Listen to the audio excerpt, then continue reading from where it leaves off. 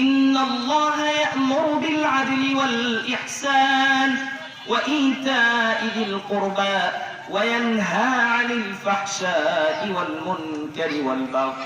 সূরা নাহলের 90 নম্বর আয়াতে তিনি সুস্পষ্টভাবে বলছেন, নিশ্চয় আল্লাহ তাআলা অনুগ্রহ ও নিকট আত্মীয়দেরকে দান করার নির্দেশ দেন এবং তিনি অশ্লীলতা, মন্দ কাজ হতে সীমা লঙ্ঘন থেকে আমাদেরকে বারণ করেছেন।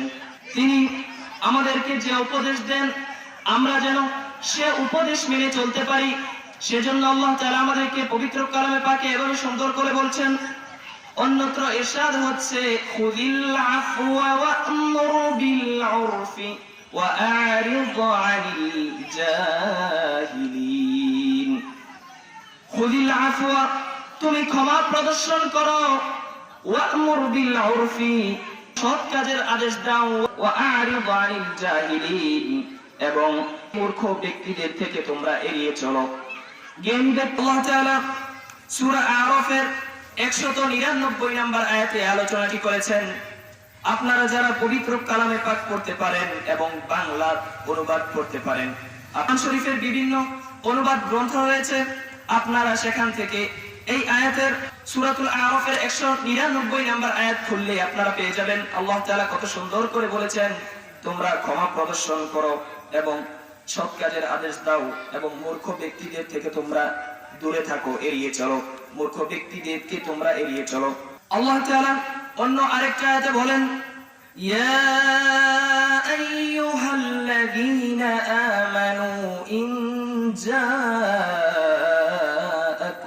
ফাসিকুন বিনাবাইন ফাতাবায়ানু আন তুসীবু কওমান বিজাহালাতিন ফাতুসবিহু আলা মা ফাআলতুম নাদিমিন। ইমানদারগণ, যদি কোনো ফাসিক তোমাদের কাছে কোনো সংবাদ নিয়ে আসে, তাহলে তোমরা তা যাচাই করো, তাহলে তোমরা সে বিষয়ে তোমরা ভালোভাবে চিন্তা ভাবনা করো। সেই কথা শুনেই তোমরা কোনো সম্প্রদায়ের উপরে, কোনো জাতির উপরে তোমরা তাদের সাথে ঝগড়ায় লিপ্ত হয় না। আল্লাহ তাআলা পবিত্র কালামে পাকের সূরা হুজুরাতের 6 নম্বর আয়াতে এত সুন্দর করে বলেছেন, ফাতাবায়ানু আন তুসীবু কওমান বিজাহালাতিন ফাতুসবিহু আলা মা ফাআলতুম নাদিমিন।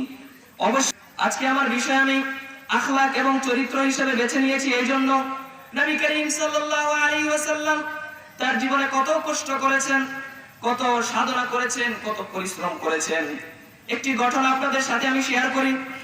রাসূলুল্লাহ সাল্লাল্লাহু আলাইহি ওয়াসাল্লাম এবং সাহাবায়ে কেরাম রাদিয়াল্লাহু তাআলা আনহুম আজমাইন মসজিদে এক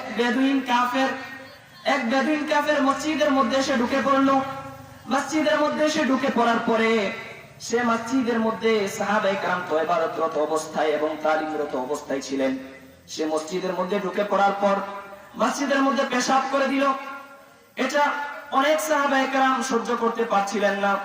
সাহাবায়ে কেরামরা বারে বারে নবীজির দিকে তাকাচ্ছিলেন, হে নবী, আপনি যদি আমাদেরকে আদেশ দেন তাহলে এই মুহূর্তে কে আমরা চরম শিক্ষা দিয়ে দিব, এই বেদুইনকে আমরা চরম শাস্তি দিব, এই কাফেরকে আমরা চরম শাস্তি দিব। হে নবী, আপনি আমাদেরকে আদেশ দিন।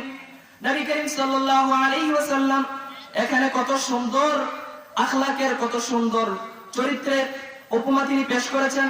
তিনি বললেন, না না, মসজিদের মধ্যে পেশাব করেছে, এটা তো অত্যন্ত গর্হিত এবং অত্যন্ত খারাপ কাজ, কিন্তু এই কাফের, সে তো নির্বুধ, সে তো বেদুইন, সে তো মূর্খ ব্যক্তি, তোমরা তাকে কিছু বলো না।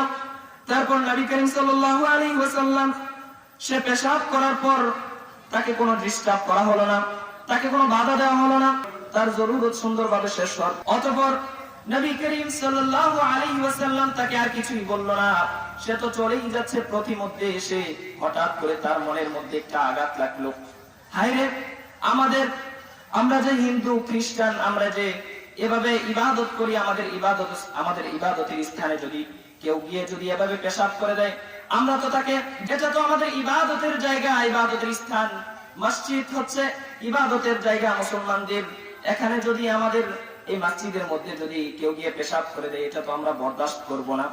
সামান্য মসজিদের মধ্যে শুক্রবারে যদি ছোট ছোট বাচ্চারা যদি মসজিদের মধ্যে যায় এবং তারা যদি একটু চিৎকার করে, তারা যদি দুষ্টামি করে, দৌড়াদৌড়ি করে, তাহলে মসজিদের মধ্যে দেখা যায় অনেক মুসল্লি খেপে যায়, তাদের উপর খেপে গিয়ে তাদেরকে ধমক দেয়। এটা আদৌ ঠিক নয়, তাদেরকে বোঝাতে হবে। নবী করিম সাল্লাল্লাহু আলাইহি ওয়াসাল্লাম বলে গিয়েছিলেন, যেই সমাজের মধ্যে যুবকরা মসজিদের মধ্যে না যাবে, আমি ওই সমাজকে নিয়ে চিন্তিত।